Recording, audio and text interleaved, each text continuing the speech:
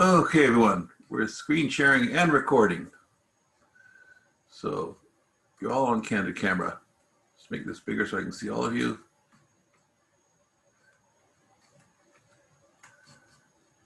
Bear with me. Let's get down that way.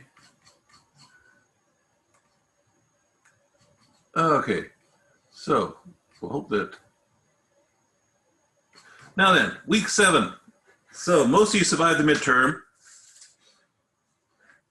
And so today we're going to go have some Q&A as usual, if there is any.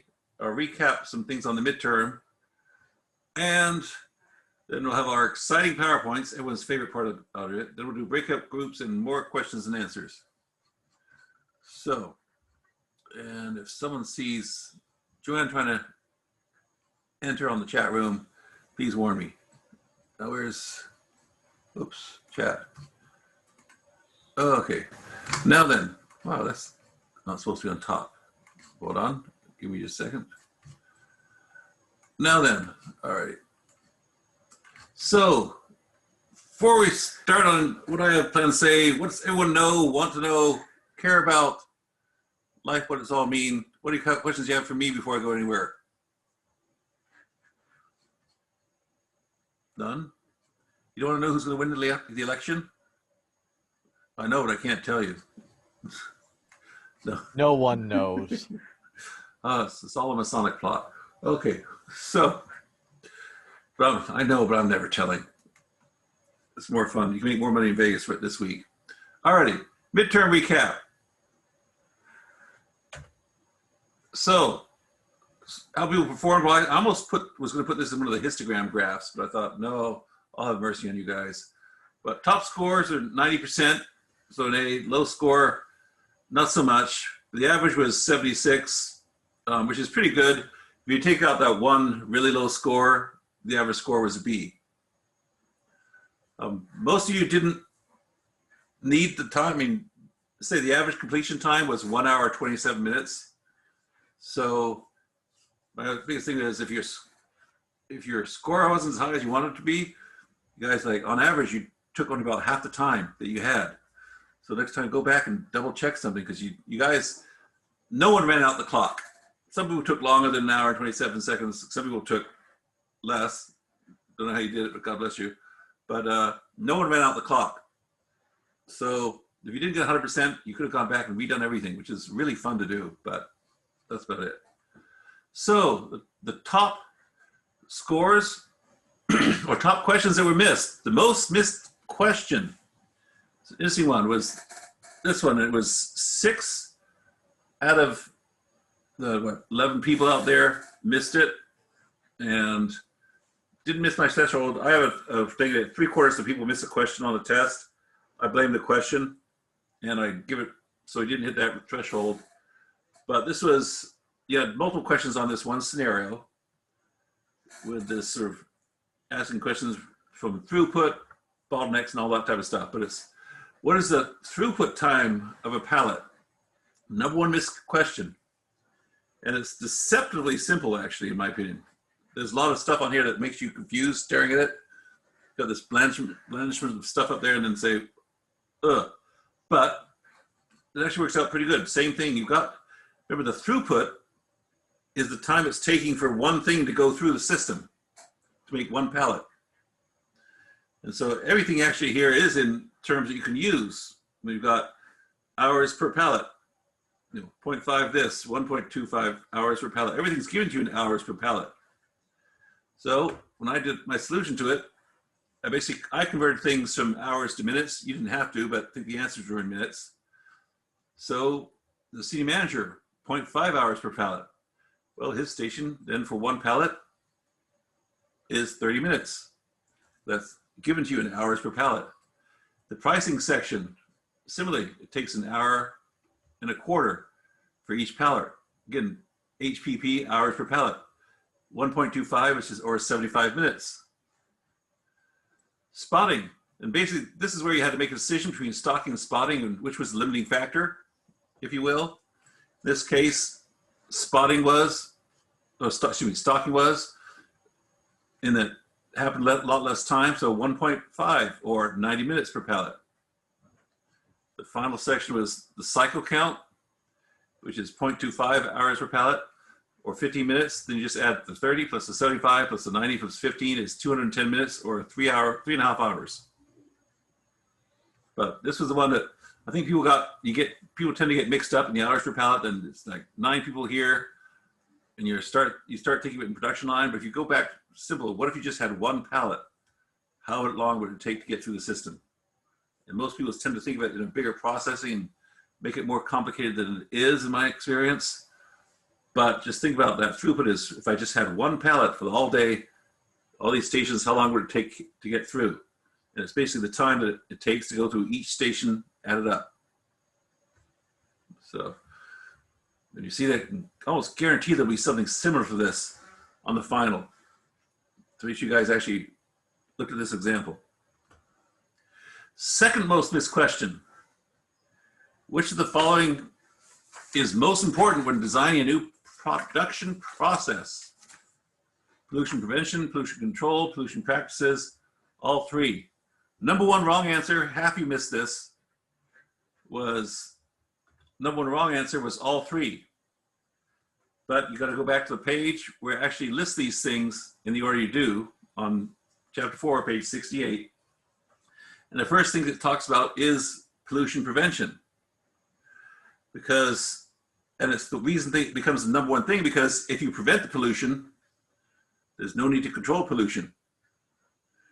If you prevent pollution, there's no reason to know how you do your pollution practices.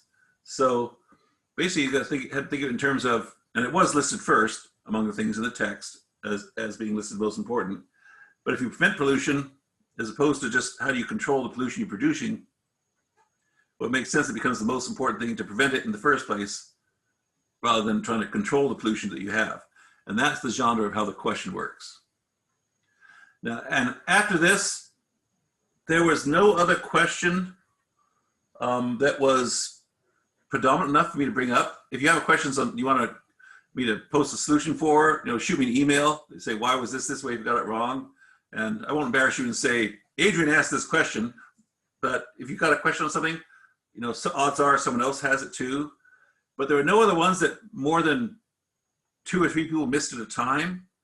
And that's why normally I'll go through like a top 5 if there's 5 questions. But after this, there was nothing else that was like showed up like these 2, and people would miss 6 out of 10 missed it, 5 out of 10 missed it. After that, it was sort of one-offs everywhere.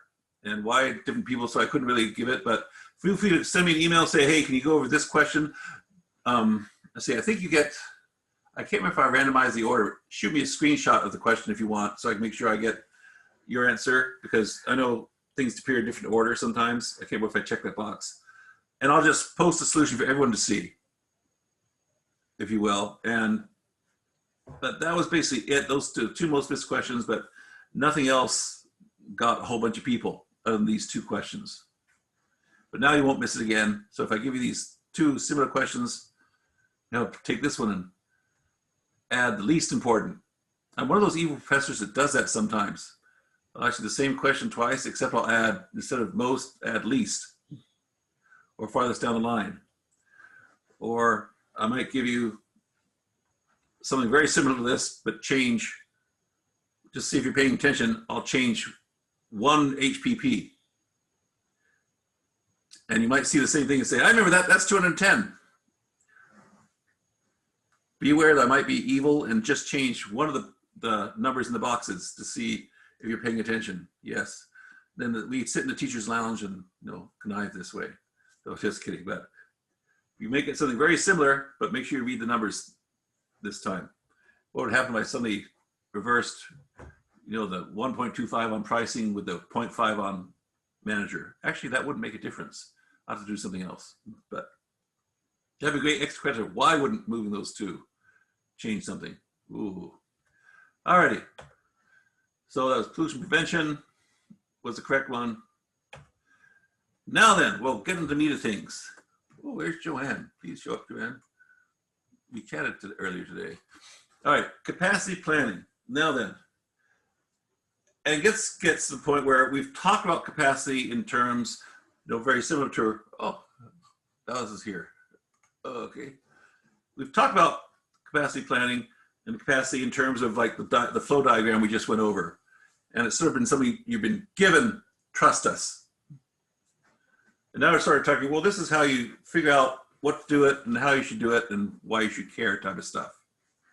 And so that's the gist. And that's similarly, the next chapter we should go to scheduling is a similar thing where, okay, why do you schedule things in these orders and how do you come up with different orders on these processes that you've just been given in a flow chart saying, here it is, trust us, it's the right way.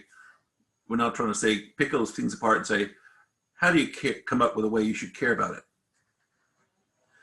So, oops. Definition of capacity.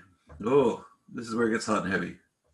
Okay, maximum output can be produced over a given period of time. Again, we've had this concept come up before, but we're focusing on it now.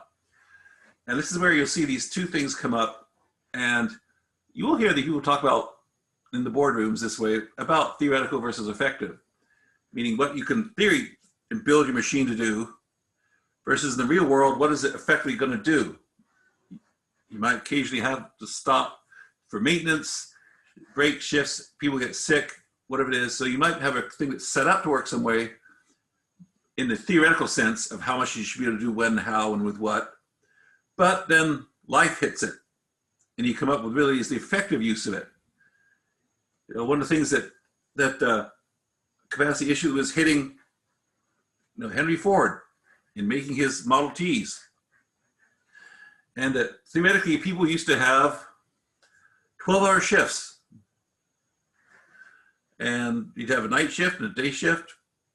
And people get tired, all these little things that mitigate that. And people didn't like working that long. And eventually he found out that by splitting his day and his shifts into 3 8-hour shifts, people didn't get as tired, they worked more, and he could produce more Model Ts. And he was one of the first people, not the very first, the guy in Europe did it first, but the very first person in America that really made the 8-hour shift a standard that we now take for granted today. But it really started 100 years ago, because if you want 8 hours, 2 10-hour shifts, you just plant sitting idle for 4-hour days, 4 hours a day. But if you can hire a whole third shift, that's where the term third shift you hear about, meaning that nighttime late shift comes from. You can hire that third shift and only make them work as long as 8 hours, you can get more and more production out. So it may sound like an 8-hour day was started for altruistic reasons where we don't want our people to work in sweat houses all day long, bleeding over the carburetors they're putting together. But no, it was because by making it only 8-hour work days, you can keep your plants going longer and your capacity goes up. So they talk about capacity utilization, which is actual, what you're really doing versus what you think you can do. It says it's seldom 100%, and the reading goes into how, well, depending on the type, and they often say the production line, the nonstop is the highest capacity. When you got things going through in 8-hour shifts, you might get very close to 100%, but with things breaking down, people getting tired, people making mistakes, you might asymptote to 100%, but you're never going to get specifically 100%. And so, people talk to busyness. I've heard this used as the efficiency of your capacity. But basically, the higher number, obviously, closer to 100%, the more stuff you're pushing out as fast as you can. That's the concept here. Don't overcomplicate it. So, as the example they use in the book, if you get something like this on a test or a breakout session, a production facility that builds 1,000 cars during the time it can actually produce 1,200 cars. So the theoretical capacity is 1,200, but you're actually doing 1,000. Why? We don't know yet.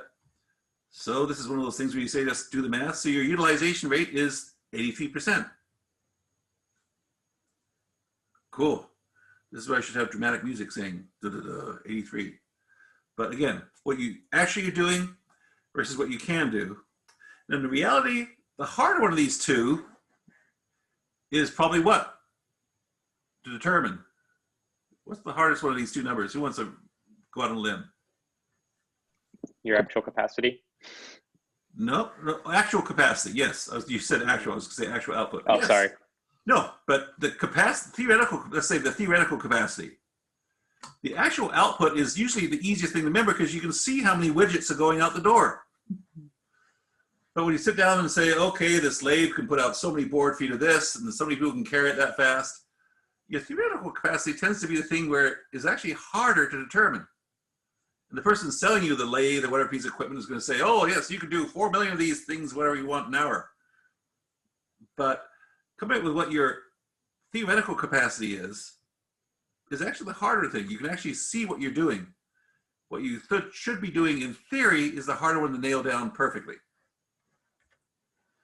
And so they have this nice term cushion, which is that part of that theoretical capacity you're not using.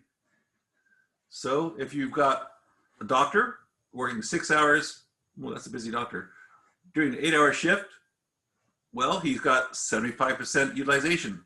8 hours a day, he's actually working for 6. So your capacity cushion is 100%, which is perfect utilization, minus what you're actually doing. So 100% minus 75% is 25%. You've got that cushion. And this becomes important as the chapter talks about things that say, well, how much can you actually ramp up from what you're doing? We know that most things tend to operate, in theory, as we talked a moment ago, less than that theoretical capacity, and 75% might be optimal capacity. Maybe if he works more than 6 hours in that 8-hour shift, the doctor just starts making mistakes and things get messed up, patients die. So that's sort of their effective or their optimal capacity. You'll hear that used sometimes. Optimal doesn't mean 100%. It means what are we getting bang for the buck, so to speak, in utilization. But that cushion gives you something where you can still perform higher, and that becomes another issue of how you do that. But that's the kind of a cushion. Now, here's where it gets tricky. Now, the cushion is, and this we talked about 2 chapters ago, when they talk about how people can, they took an economic turn to things and said how different shifts can work at or above capacity for a certain period of time, but after a while, people get tired and start making mistakes, and you just, it's not worth working at that capacity level. And that's part of what is coming in sideways here when you think about, okay, how hard can you work your workers before they start protesting, going on strike? Henry Ford found that out when he was pushing his workers really hard and got his things down to like 18 seconds for every Model T. But as people were being worked so hard that they started rioting and breaking the equipment. And so that's when we thought, oh, maybe there's an optimal capacity he can do for that production line that will ultimately produce more units in the long run because people aren't getting angry and breaking the equipment because they're so tired and just want a day off. And he also started the 5-day work week. Before then, most people had either a 7-day or a 6-day. You got Sundays off for good behavior. But he actually said, I can just get my workers will make more. When he gave them 2 days off a week and 8-hour shifts, his capacity was counterintuitive at the time because the more we have people in there, the more we work, the more they're going to do. We just push them. We found out there are limits on people, and that by giving them 2 days off a week, that way he could bring a part-time shift in on Saturday. Doesn't mean he stopped the plants on Saturday and Sunday, but he could stagger things, and we had part-time workers that would do these things. And he found out that by actually lowering the actual work day and limiting the days they were working, and he also offered them this outrageous salary called $5 a day. And he had riots outside the Ford plants back east because people wanted the job so much. But by increasing the pay, decreasing the work day, and decreasing the work week, he was making more and more Fords. By today's standards, you might say, well, duh. But back then it was, whoa, who'd have thunk it? All right, so probability of different production levels. And this is where we get into some things we did similarly, whether it be our weighted averages stuff, how much we thought demand would be driven by previous usage on weighted average 3-month weighted averages, and then we put a weight thinking that the most likely production demand was on the most recent one. We put 50% and 30% and 20% on previous months' periods. Well, they're doing something sort of analogously here on production capacity. Their theoretical production capacity is 1,200 units. And then they're saying, okay, how much do we need to produce? And this is slightly different than when we're up here. They're saying these are all about what we can produce, what we can produce, can do. But there's a sort of different attitude of coming to say, okay, you might be able to produce 4,000 units an hour, but if people only want to buy 2,000, why do you keep producing? And so you start thinking, okay, we're producing, we know what we can produce, but what actually should we produce so we don't have leftovers? Because we talk about going through later in this chapter, carrying costs and things. If you make lots of stuff, it sits up, you have to store it somewhere. You have to pay to store it somewhere. And that gets expensive. Warehouses are expensive.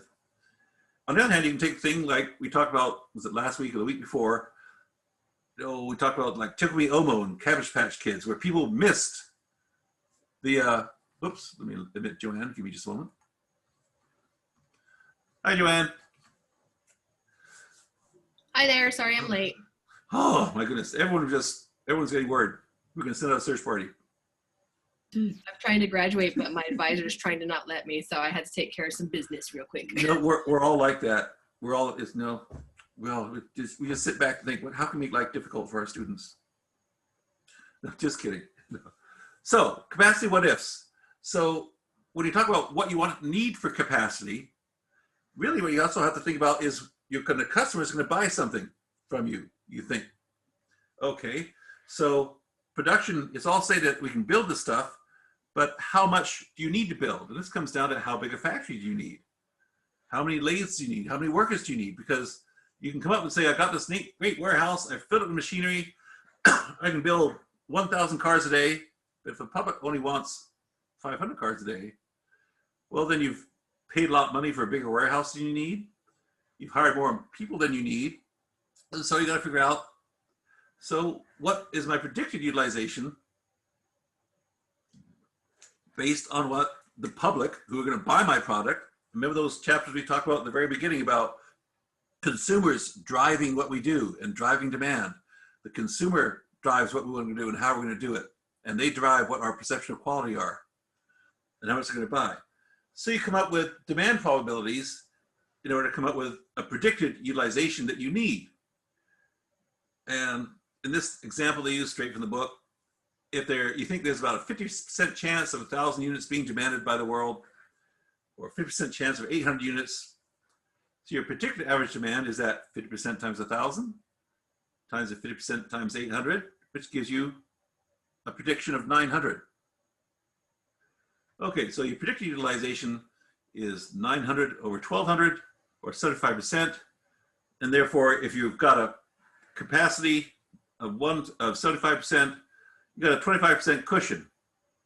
Now then, what this becomes important is, again, if you suddenly have an ability to do this, and you're in that year when you're the Tickle Me Elmo maker, and you've been producing it 900 units per week, month, whatever, and all of a sudden you see people want more. Well, you can, on a short-term basis, at least ramp up your capacity, and that 25% will tell you how many units you can ramp up your capacity by. Because your capacity is 1,200, 900. So with the existing facilities, you can suddenly ramp up your production by another 300 units. And people get their Tickle Me Elmos and not fighting each other in the shopping mall or at Toys R Us for it. And so this is why some people have a planned cushion, because every now and then your utilization might be wrong. And all of a sudden you've got the widget for Christmas. And 2 weeks ago we talked about how they've predicted that Baby Yoda is going to be the it gift this year. And I see them everywhere. I haven't seen them running off the shelves yet. They got them in Fred Meyer of 4 different types. Say, a month ago, you got my wife one. It's her companion in her office. So that's why we have these cushions. You're figuring out how much you need, but also if you do need it, something more for some unpredicted event, and if you were really smart, your manager would have predicted exactly how many tickle me Elmos you want, and you would not have lost out on the money. But if you're going to acknowledge that you might need something to ramp up, this gives you the ability to know how much you can ramp up, and the rest you might have to outsource. Remember we talk about globalization and outsourcing like that. So, and this is where it comes down to the broader discussions that I have in the chapter about how much of, what amount of capacity should you build, how large, and what timing. Oh, and I'm going to go backwards one more thing. Now then, I'm going to ask you the same question I asked you about those when we had those weighted averages. What's the sort of Achilles heel of this type of capacity planning? Who can give me an idea? How much weight to put on it? Yeah. Exactly. Like everything else I've told you so far when you have these weights, whether it be your alphas or whatever, the Achilles heel of this is always, should it be 50% times 1,000 or 40% and 60 or 46? I mean, we don't go at this level into it. There's a whole course you can take on predictive probabilities. But that's the Achilles heel. It's only as good, that 900 units is only as good as your confidence level in that 50 and 50. And you'll see that sort of theme come up all over and over. It's as good as that. How do you come up with that 50-50? And I hate to say it, but most of the time you got people around them. That's when you go to those nominal group techniques you talk about. People sitting on the desk and say, well, George, what do you think?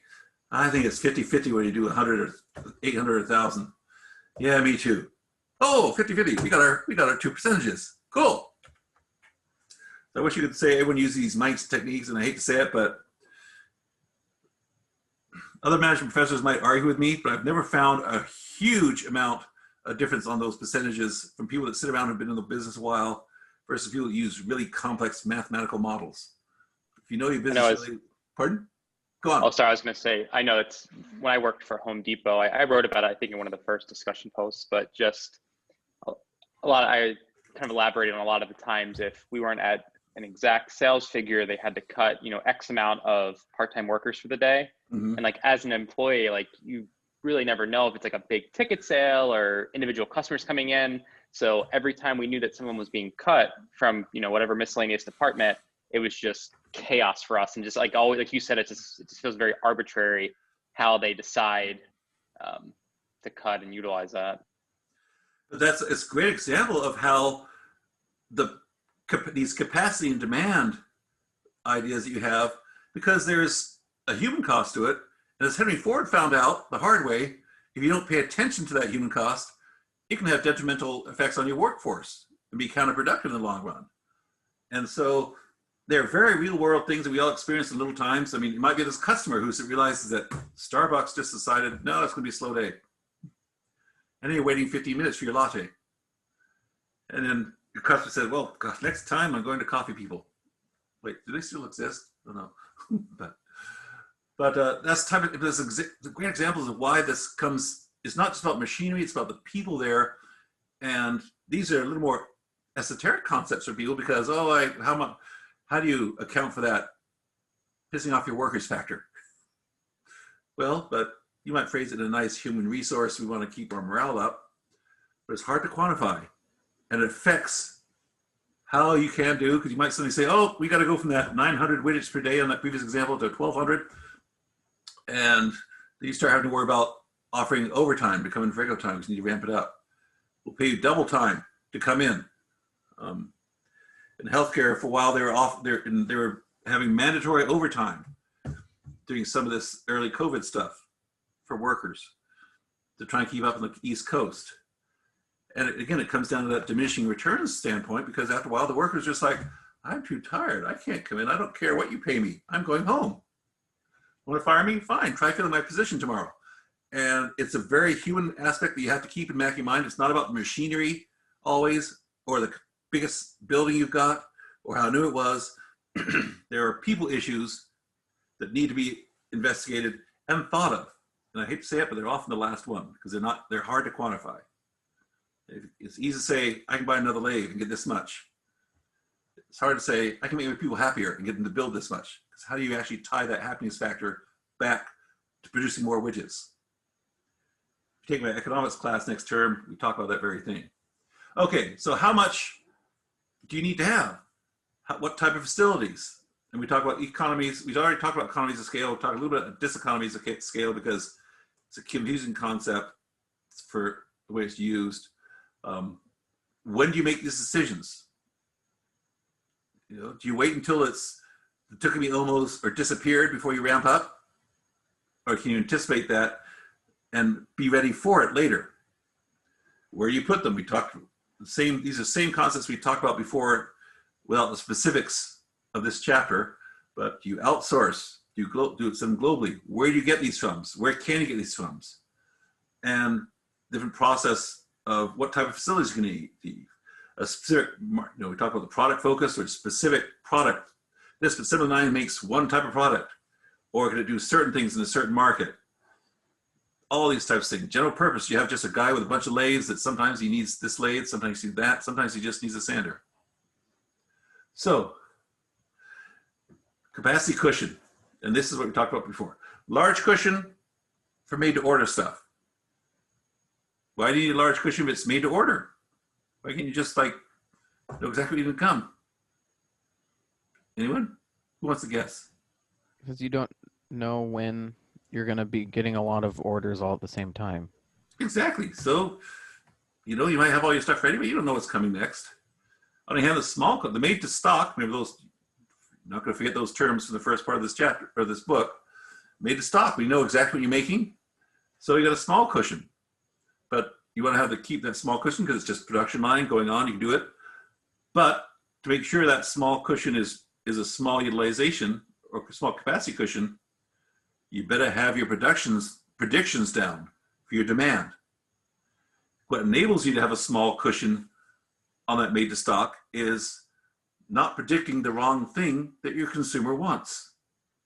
Otherwise, you have a lot of made to stock stuff that no one wants, which you have to put on a shelf and pay inventory carrying costs for. So part of that, when they say these 3 strategies, you want to have a small cushion for made to stock. Large cushion, made to order is the easiest thing to meet customer requirements. Because they say, Joanne, what do you want your cabinets to look like? Oh, I want them this way, I want them white, I want 3 shelves, and I want them adjustable. Cool. On the other hand, okay, you go to IKEA. Joanne, all we have is black cabinets. 1 fixed shelf, 1 variable shelf. But we can make them a lot. But if they guess wrong on what the consumer wants, yes, you can make a lot of stuff and have a very small capacity cushion, but then you have to have somewhere to store all this stuff and you can find someone who will buy it. And those are costs you don't want to have to do. And moderate, you know, running out of balance with the cost of excess capacity, that's sort of in the middle. So, how big do you want your facility? Economies of scale. We talked about this before, where when you do large productions, this is the Costco of manufacturing. You can buy lots of materials cheaper than just one materials. So if you go to Home Depot with your contractor's discount and you can buy a full set of 2x4s for your house, you can get a pretty nice discount. In the old days, it was like 25% at par lumber. Compared to if a person went up to the system and said, hi, I need 2 2x4s, I'm building a deck. And they paid shelf price. The economies of scale by buying a lot of stuff from your suppliers, Home Depot got it cheaper. Or you got it cheaper from Home Depot. Well, everyone did par in those days. But, you know, production costs are not linear, meaning they don't just predict a nice even curve. They can be up or down. So, and the overhead, because you're just building lots and lots of stuff, the overhead that it takes, what it takes to pay the rent for that warehouse, can be spread over the cost of many, many units. As opposed to if you have just a big warehouse doing one job cost at a time, you know, making 2 widgets a month with the same $1,000 rent. Well, that $1,000 of rent has to be added to the cost of those widgets when you ask the customer to pay for something. As opposed to 1,000 widgets, where that $1,000 rent a month is only $1 per thing you sell. Did I confuse everyone with that one? That makes sense to anyone? No one? Just think, when you got set costs, you're gonna pay for it no matter what. When you build one thing or 1,000 things, the more things you build, the less cost per each item that gets allocated to. Now then, diseconomies of scale. And this is where I often say it's sort of the human aspect is, in my experience, is the biggest driver. Economies of scale, people can see I'm going to be able to build more and more stuff. The more stuff I build in my house, the cheaper it is because the materials buying in bulk costs less. I just pay one rent for all these things. But then diseconomies of scale, increased transportation costs, where you're going to move it to and from, more bureaucracy. There's a price to administration to running big companies. Years ago, I did a paper on, I compared the Catholic Church to General Motors. And there were comparable size at the time, this is in the 80s, from a revenue standpoint and service delivery standpoint. At the time, if memory serves, General Motors had, when you went up their lineage, they had 137 levels of management that went from the frontline worker to the CEO of General Motors to operate what they did. Catholic Church had 5 levels, from your parish priest to the Pope. And they ran a massive, the church is not a business per se, but in terms of logistics, operations, managing people, flow, cash, they are essentially have a lot of similarities to businesses. All churches do. They have money that comes in, out, and services to deliver to the community. But the church, the Catholic Church, delivered 5 levels of bureaucracy compared to like 137. A few years after that, GM did a big revamp and they knocked their levels down to like 37. They got a lot wider though, because they had 1,400 vice presidents of something or other, instead of like 4 that went higher. So, quick video of economies of scale to break up things. Play. Oh, here we go. Oops, hold on, I didn't hit my, back up. I'm going to unshare for a second. Then I'm going to reshare.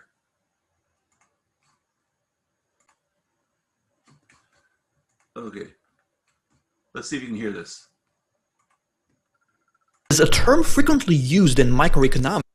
Economies of scale is a term frequently used in microeconomics to describe situations in which, as your business grows, you can produce at a lower cost per unit. A lot of times, this happens thanks to fixed costs working in your favor. Let's assume John starts a business which involves making small wooden airplanes and selling them at $20 each. For the sake of simplicity, we'll also assume that A, he does everything himself, B, his only fixed cost is the $1,000 monthly he pays to rent the space he needs, with utilities included free of charge, C, his variable costs are the various parts he uses for his airplanes, which amount to $5 per plane. His first month is awful, with only 10 orders. He generates $200, but has to pay $1,050 to make those planes, $1,000 to cover his rent, and $50 in variable costs. As such, he loses money because his per plane cost is a whopping $105. His second month, however, is great, with him receiving 500 orders. He generates $10,000 and pays $3,500, $1,000 for rent and $2,500 in variable costs, securing a more than decent $6,500 profit. His per plane cost is now a much lower $7. The fact that his rent didn't go up along with the order volume, so the fixed cost dimension, helped a lot. However, economies of scale can also work in his favor by, for example, negotiating bulk deals on materials and bringing his variable costs down. Unfortunately, there are limits involved, such as 1. John eventually needing more space, 2. His supplier running out of inventory, forcing him to buy from more expensive vendors, 3. The local market being saturated, making it necessary to find customers in other regions, with shipping costs added to the mix, and so on. Other regions, with shipping costs added to the mix. So, now you're all experts. Diseconomies of scale. This one's shorter, I think. Let's have a session on diseconomies of scale. So diseconomies of scale is once economies of scale have been reached, that if the business grows or increases output, this will lead to the average cost per unit, per thing, going up, increasing. Now, if you look at this diagram here, you'll see cost per unit on the y-axis and output on the x-axis. Now, I've split this curvy line, which is the average cost per unit line or average cost curve, And I've split it into two bits, the black bit and the red bit. Now the black bit is basically achieving economies of scale, because as you increase your output, the cost per unit is actually coming down. So as I'm going out from here towards X, the average cost per unit is going out. But then there's a certain point where you absolutely maximize your economies of scale. This is kind of known as the minimum efficient scale. But as you go to the right of this output, if you increase your output, you're actually going to see your average cost per unit is increasing. It's increasing and it's increasing and it's increasing. And that red line symbolizes diseconomies of scale. Now, diseconomies of scale, there are three common reasons for it happening. Let's go through them.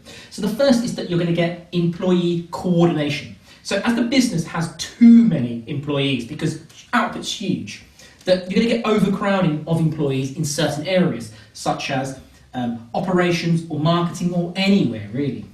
And it's the idea that because you've got this duplication of tasks, because you've got such overcrowding of employees and they're just doing the same things, too many cooks as it were, then it's going to increase your costs and cause those diseconomies of scale.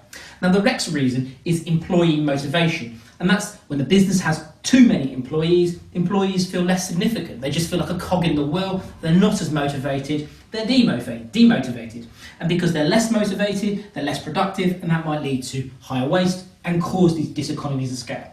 And the third is employee communication, because as the business has many employees, there's more cost in communication from senior management, from the board, to all its employees, because there's so many employees. And if they want to communicate ideas, communicate processes, communicate any information, it costs more. And it might also lead them to actually having to do a very top-down, one-way approach in terms of how they communicate these ideas, processes, or information. And that actually might make the employees feel demotivated because they're just essentially always being told what to do in this top-down approach. They're all the reasons why you're going to get this average cost per unit increasing as your output increasing, which is exactly what diseconomies of scale is. I'll see you at the next video. Let's have a session on diseconomies. So now you're all experts. Now then, that's the big thing. And you notice that diseconomy of scales, how many issues were just people-oriented on how people can administer, exist within these bureaucratic structures. And so as we do operations management, it's such, as I keep saying, it's such a thing that tends to get dealt with last. And when these big companies too, one thing you always notice when you have these large companies and they're suddenly going to have to cut costs, what do? They start getting rid of people. As I always say, if you don't have the need for that person in the first place, you shouldn't have hired them. If you can let them go off, let them go in the downturn, why did you hire them in the first place? But you get padding and it just creates inefficiency. And that's what Henry Ford found. He didn't have this great terminology back then, but essentially this is what he had experienced in diseconomies of scale and all was ramping up. And nowadays we have it in textbooks, but he just figured out, gosh, my people are angry and breaking things. Maybe I should do something different. Okay, timing of facility operations. And this is where it comes down to where you need. Preemptive strategy, you build ahead of the need. So you've got a big capacity cushion. What's the downside if you do this though? What could go wrong? You could buy up too much. Exactly. I mean, it comes down to the prediction you have of how much you need. You build too much, well, you still got to pay for it. You still bought the land, you still bought the equipment, you still bought the place, the facility. Now to wait and see. All right, let's just see. Small capacity kit, lower risk strategy. But what's the downside of doing this potentially? Someone other than Ray. He did the last one. What's your potential downside of doing wait and see? You can't react fast enough. Exactly. You might be that person who, oh, let's wait till Tickle Me Elmo is there. And everyone likes it. Oops, we guessed wrong. We didn't build up. Now we've missed out on hundreds of millions of dollars of sales of Tickle Me Elmos that we can never make up again. And people are just angry, and the people getting rich off that, the people that hoarded them in the first place. Hand sanitizer is a great example of stuff that we didn't guess. Now you can argue, who could have guessed we've been in this place and everyone wanted hand sanitizer, as we talked about earlier in the class, toilet paper. But the wait and see strategy didn't work. Places missed out on large amounts of potential product they could have made, and there was a demand for it. But they didn't guess that demand correctly. Remember a few slides back on that demand. So they had the capacity ready to meet that demand. Oh, say, where'd you go? Quantitative factors. Now, return on investment, ROI, net present value. Not going to go into those terribly right now, but basically those are ways of evaluating whether or not you're making money on what you're doing. Return on investment is similar, like if you buy a stock or you buy a bond and they pay you interest on that bond, the interest you get for buying that bond from the bank, for lending them money on that bond, is your return. Net present value is just a way of saying, okay, if we're going to pay this much cash out and get this much cash in, how do we net that in today's dollars to say I'm making money or not? But transportation, taxes, these are all things you can talk about and quantify. Quantitative, you can quantify them. Lead times, where do I go? Where do I build? Qualitative, the same thing. If you're going globally, language and norms, worker and customer attitudes, proximity to customers, suppliers. Language and norms, had a lot of experience with that when in the old days. Did I tell you about the story about the Korean office when I was working at Metro Graphics and their perception of what it took to make money? Korea is a very collective society, and they had issues. And there's a great thing called the Great Study, the Globe Project, that looks at different norms of doing business around the school. You can actually Google it, the Globe Project. But it comes up with recommendations about how you deal with people in different countries. Now in Korea, and I was in charge of figuring out compensation packages, it was a very collective society. In the United States, there was this big competition. Who's going to be the salesman of the year? Remember that example I gave, that guy who saved the company and blew his travel budget out of the water for celebrating? Well, in Korea, they had very different ways of looking at these compensations and the commissions. In America, oh, show, I did the biggest thing, show I did it, tell everyone I did it. I'm number one. Now, this hit some walls because one of the directives that came down for senior management was we want to have a normalized compensation schedule worldwide. Well, in Korea, which has a very collective, collaborative, environment in this work session, and they had a hierarchy in their sales office. They had a manager, a senior sales manager, and other people working for him. Well, when his office, had #1 sales figures, and the manager was getting an award, a public recognition for this, it was an embarrassment to him, because it was like saying, from his standpoint, culturally, it was, this is our team made this. We all did it. I couldn't have done it without all these people. It's kind of like the Academy Award actor goes there and says, I'd like to thank all these people with whom I wouldn't have been here, the director, the producer, costume people. Well, it was an embarrassment from a language norm standpoint, culturally, for him to get this award, and he refused it. And it was sort of, he didn't want to get this bonus. And so we had to figure out and get exceptions going up that we could spread it around everyone else, because the compensation packages didn't allow that. But what in America, the equivalent sales manager in America would have said, oh, this is great. Yes, I want to be put up on the pedestal when we have our annual sales meeting and show that I'm number one. In Korea, it was no, we did our business together, we worked well together, and everyone should share in this. This manager didn't want to be singled out. It's a norm factor that really impacted our cost structures and how we pay people in other parts of the world. And that's the current customer attitudes and things like that. And when you get down there to other areas, this comes down to some of that area where you get diseconomies of scale. But the farther you build all around the different world spots physically, sometimes you lose that contact with the customer. If I'm selling in America and I know what products are available in America and what issues I come up and want to provide with American products, okay, I'm close to that customer. I can talk with them what they expect in the field. But if it's being made on the other side of the planet by people who don't have that contact, you can lose some of that customer understanding, which is so critical. Going back to the very beginning with Deming and all those, saying the customer determines what quality and demand is, not the manufacturer. And so if you lose that proximity to customers, suppliers, and your competitors, you lose some of the information you need to be successful. Oh, special effects, cool. All right, now then, this last part is where it gets a little tricky with a lot wordy in the book when we talk about supply and operations and planning. SNOP, SOP we used to call it.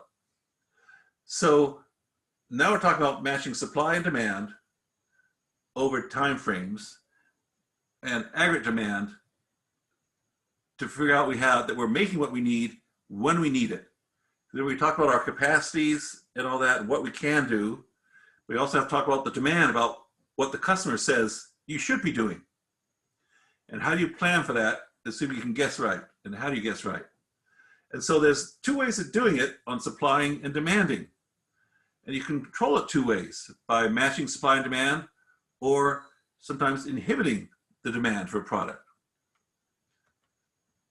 Now, you break these into two basic things. Influence demand, pricing.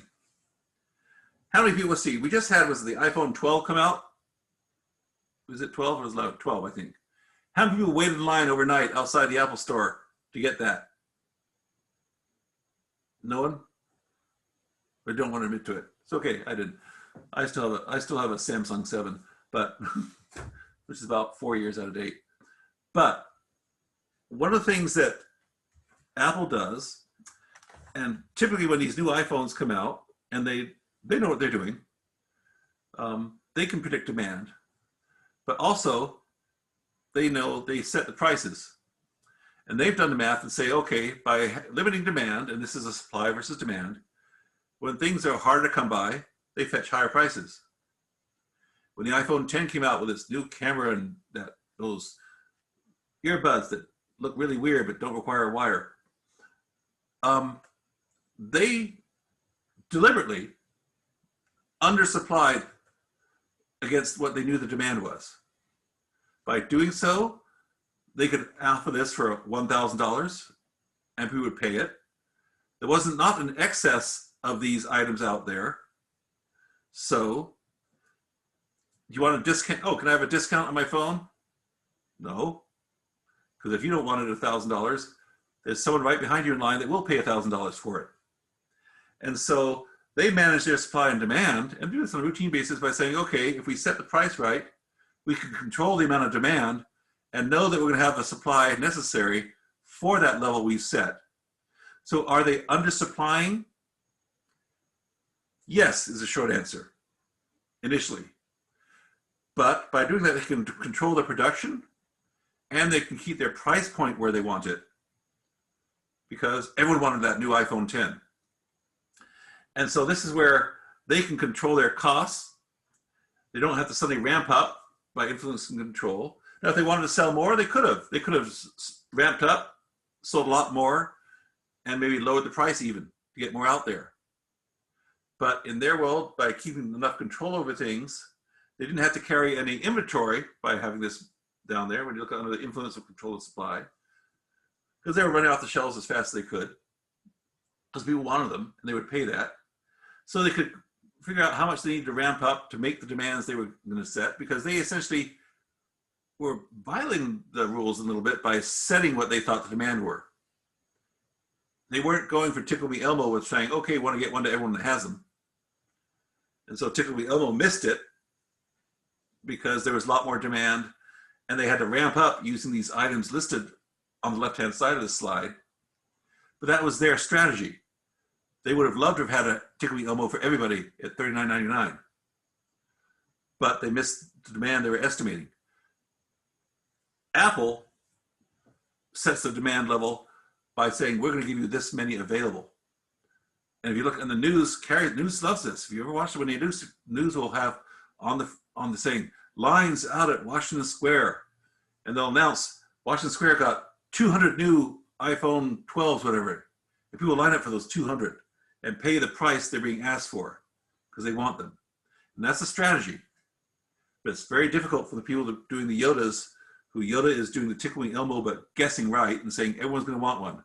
So we're giving the supply to everyone. And you know what? You can see some discounts at stores already because they've got a lot out there. But Apple, when you're selling only at Apple stores or authorized dealers, iPhone 10 was $1,000. If you don't want to pay $1,000, you don't get one. So these things convolute back and forth, say how much we're going to supply and demand and the costs involved. And when you influence demand, they use the example down below of company, when you don't have your plants, sitting idle, seasonal products, that whole service spread, these are straight out of the book, where maybe your products you build, keep your facilities overhead down, you build lawnmowers in the summer and snow blowers in the winter. You find complementary products, meaning something you can make at your building site for all season long. They sort of just brush over that a bit in the book, but it's worth talking about the seasonal products and service spread. H&R Block, we used them before. When tax season is over, they ramp up the financial advising products from service standpoint. Between January and the tax season in April, May, which usually starts to peter out in May, they're all about taxes. But then they start hitting their customers with financial advisory components of their product services after taxes is done. Otherwise, they're just be sitting around with nothing to do and laying off all their workers. So they have financial advisory products in non-tax seasons and tax services during tax season. This allows them to keep their people employed. Yeah, they do ramp up. They will use in that influence and control of supply and demand. They will ramp up in hiring lots of people. I know several people that, in their do taxes in tax season, they're accountants, and they pay for their vacation to Hawaii every year doing taxes for tax firms on a part-time basis. Because they ramp up. Now, how do you ramp up becomes the tricky part. Level strategy or chase strategy on the aggregate planning strategy. Level strategy, and this is where we're going to start getting to that example 11.8 in a minute. And I'm going to ask you not to be afraid. Constant workforce, and use inventory as a buffer. These different strategies. You have a level workforce, you don't hire and fire seasonally, but you store things with carrying costs for the busy periods. One of the great examples of this is peeps. How many people love their peeps, their little chicks at Easter? They start ramping up peak production in September and warehousing them. Because people, they sell, I hate to say it, but people don't buy peeps in large amounts outside of Easter, mostly Easter, a little bit Christmas. They've been trying to break into other holidays, but they can do this. If they do a constant workforce, they'll always build a production level at a certain level and will warehouse those items and store them up in a warehouse so that when they need them at Easter, they sell off and empty the warehouse. But they don't lay off people throughout the year. They just keep a constant workforce, always making the same number of peeps every month, and they store them until needed. So think about next time you get peeps that may have been made in September the previous year. But I'm sure they're fine. I can't stand peeps. But so that's what they may talk about inventory as a buffer. You're storing what they make until needed, and it's great as long as you have a product that can do that. If you're selling fresh beef, it's not so fresh in 6 months. So maybe that doesn't work. Now the chase strategy is where you vary workforce depending where demand comes. So if you're going to hit a size, do the peep example, okay, you have a lower workforce number in the off season. But then when it comes close to Easter, that's when you hire more people, do more part-time, more overtime to ramp up production so you can meet those production levels, not through storing what you make, but by increasing production to meet that demand that is seasonal for Easter. So there might be some storage involved here and there, but not for the long periods that a level strategy will do. You might just have to store for much less time as you get up to Easter every year. And that's the main thing these two do. Now the aggregate planning example. This is what it's worth talking about because if you get down to, what is it? 11.8, starting in 231. Now then, this is where I'll pull over. And if you go out onto, make sure I have nothing confidential showing up. If you go out onto Canvas, you'll see something called the aggregate planning example. And that's where I'm taking the example they start talking about on 11.8, which as you read it, it gets really confusing fast, because how do you do it? So you pull up this and you'll have something that looks like this. Now this is my version plus the book's version of what they're trying to talk about on aggregate planning costs and different workforce levels and how it works. And I'm going to try to take you through this as well as I can, but the concepts are really important. You need to know where this comes from. I'm not probably going to have you create one of these from scratch for the final, but you may be given a picture and say, what does this mean? So there's certain information they give at the top of page 231. The salary per worker, the cost it does to hire someone. What is overtime? What's the maximum amount of overtime you can get people to work? 20%. Inventory carrying costs. This is a brewery, remember, on the example. You all know that because you read it. So it costs you to store it so much per gallon. And how many people like, well, shouldn't ask about, don't drink, use drugs, or smoke. But if you did, Jubilee shows up this time of year. My wife's favorite holiday beer. You think they just started making it last week? They ramp up for this type of brand. And my brother-in-law's favorite type of beer after this is Red Chair, which they make and store and comes out in January, but they don't sell Red Chair until they've used up all the inventory from Jubilee. They actually have Red Chair on the warehouses. I've talked to people at shoots, but they don't sell it until after all the Jubilee has been out of the warehouse. And so how much can every employee do? 10,000 units, gallons as they say. And then you have an inventory here, figure. And this is all in the book. And basically what I've done here is recreate what's on 232. Only theirs is stacked on top of each other. I put it in a big line here. I even gave you a nice cool graph here, which is the same graph, which is down on the bottom of page 231. So this example, as you all know, because you read it, is about a brewery and figuring out two ways to meet the production levels they need. One is a level workforce strategy, and the other is a workforce with overtime that they can add, or a variable workforce. Now what they do here, and I'm going to give you, there's two versions up here. Lines 1 through 13 is the book's version.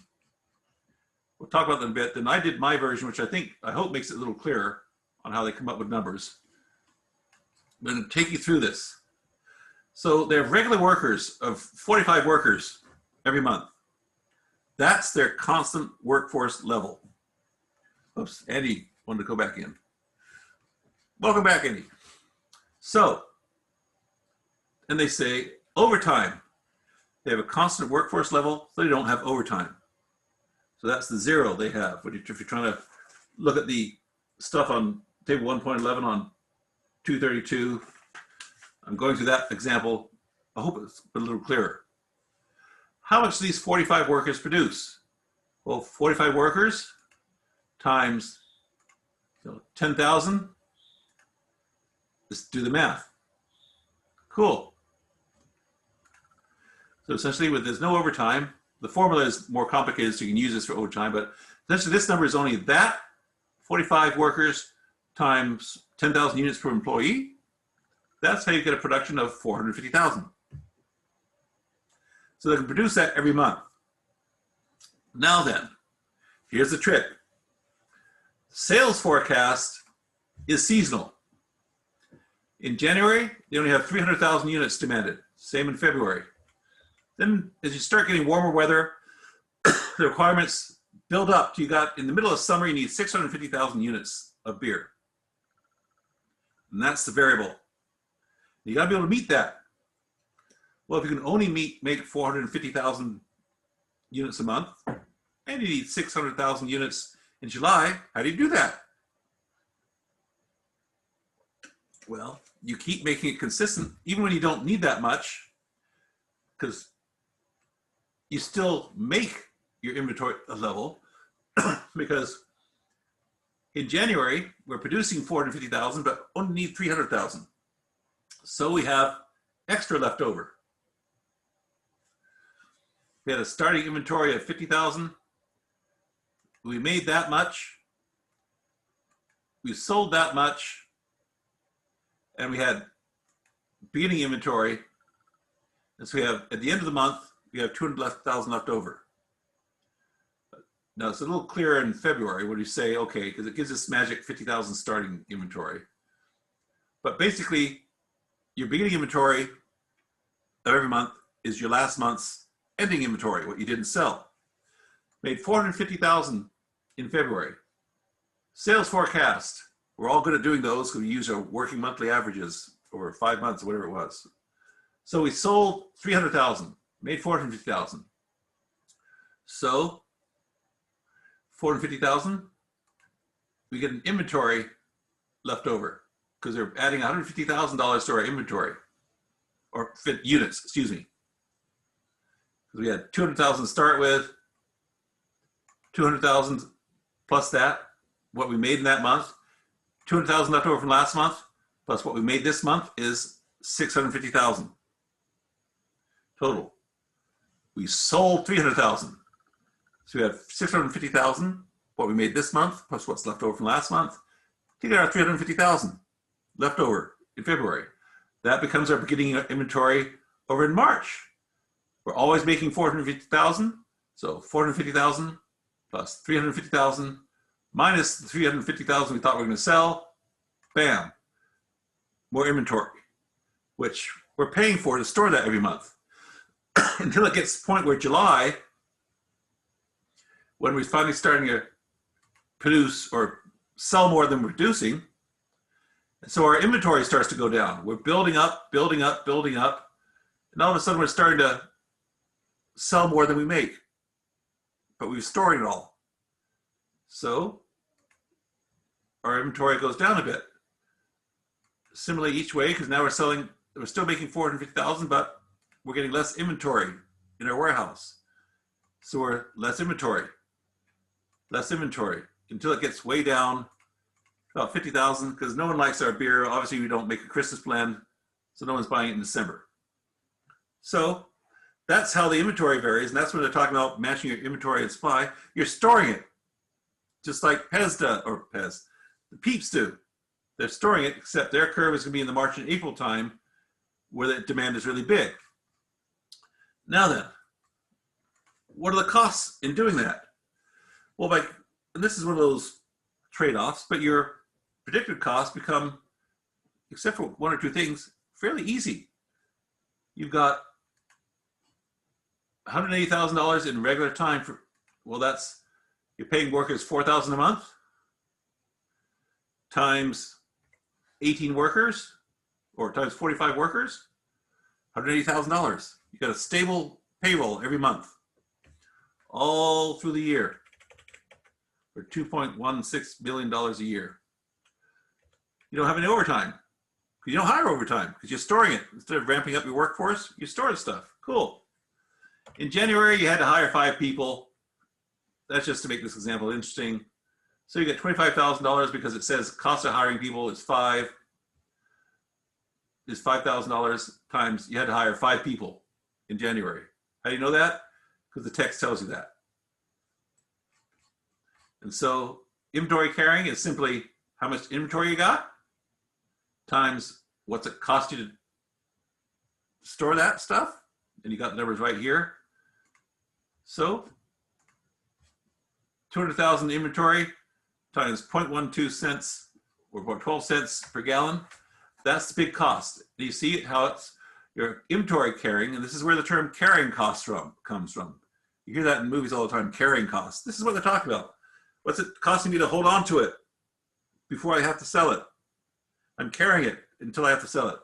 Well, so carrying costs go up right up until you start to sell more than you're buying, or excuse me, right until the point where you're selling more than you're making. And so it starts to peak right before we hit that $500,000 sales month, which $500,000 is more than our monthly production. And so your carrying costs suddenly start to go down a bit, to the point where In December, when you sold all your beer for the season, you only got $6,000 in carrying costs.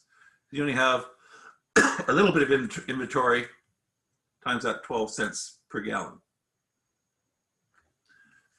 Now, the only thing I did down here, and see, this is out there, is I took that exact same stuff and spread it out a little bit more so you can see where some of these costs came from, because the way they do it, they sort of magically say you got 45 workers, but where did it come from? Well, I had, your starting employees were 40 people, hired 5 more. That gives you total workers of 45. So your costs, that translates where before they just had one line for everything. You had 45 workers. I guess it assumes you hired the person January 1st at 12:01, so they get paid the whole month. But you get $180,000, but you also have additional $25,000, which is that 5,000 times the hiring cost. The same type of thing. Beginning inventory in January was 50, plus what you produced gives you $500,000.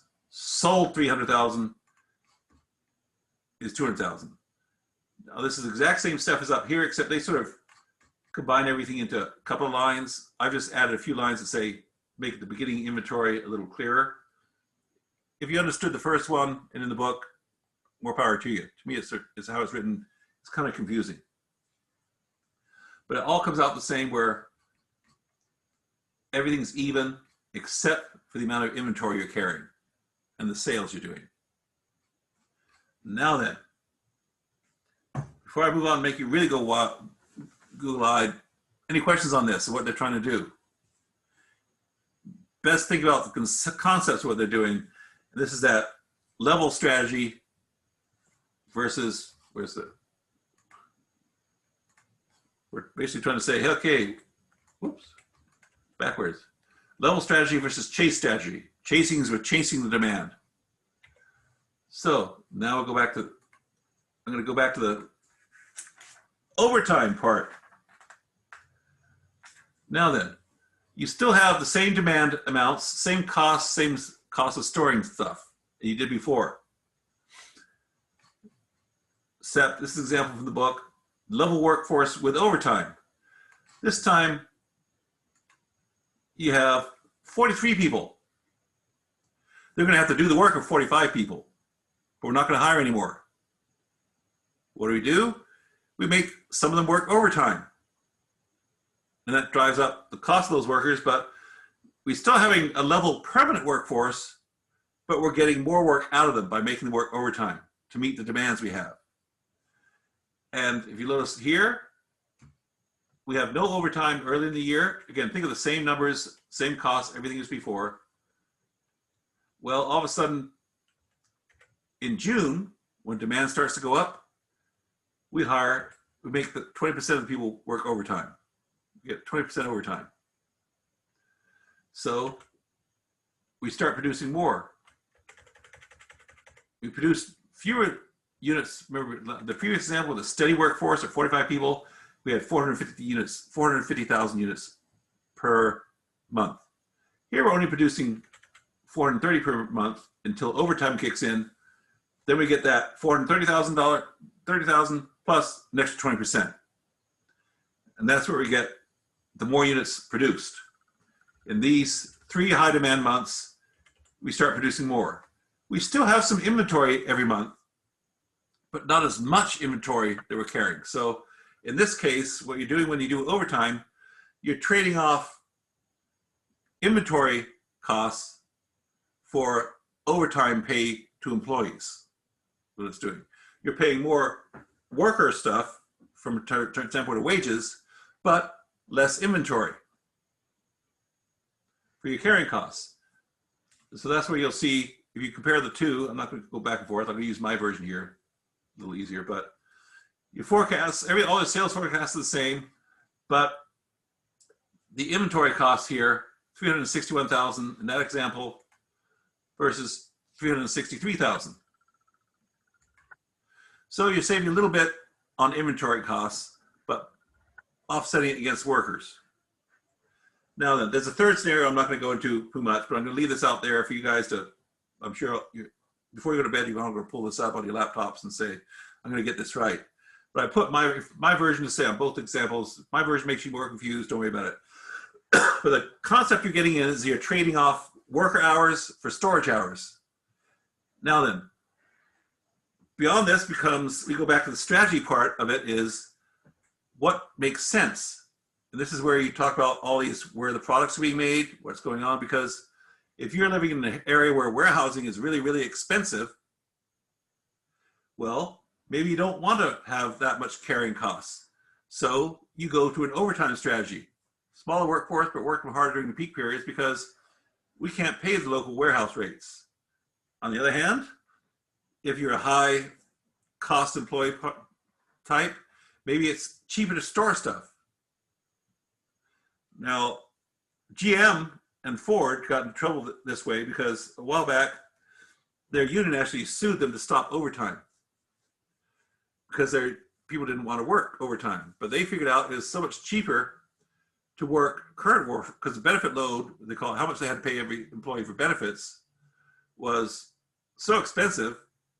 It was cheaper to work their people, double time for extra hours every month than to hire new people. Paying a one worker who you're paying maybe $10,000 a month in benefits, and you pay that person those health benefits and work benefits, retirements, $10,000 whether they're working 40 hours a week or 60. Well, it's cheaper to work our people 60 hours a week and pay the same benefit level at time and a half than it was to hire all new people and pay that extra benefit level. And so they made a decision, and finally they went to court, and the court said, yes, you can't force your workers to do inventory or overtime indefinitely. But these are the types of decisions. What are your labor costs versus what are inventory costs? Where's the balance in doing those two things to get the most, least cost for the demand you're predicting? Because ultimately it's all about meeting the forecast schedule, sales forecast in either one of these models. You need to meet that. How do you meet it? By ramping up production in the short run, or keeping constant production and storing it till it's needed, if you can store it.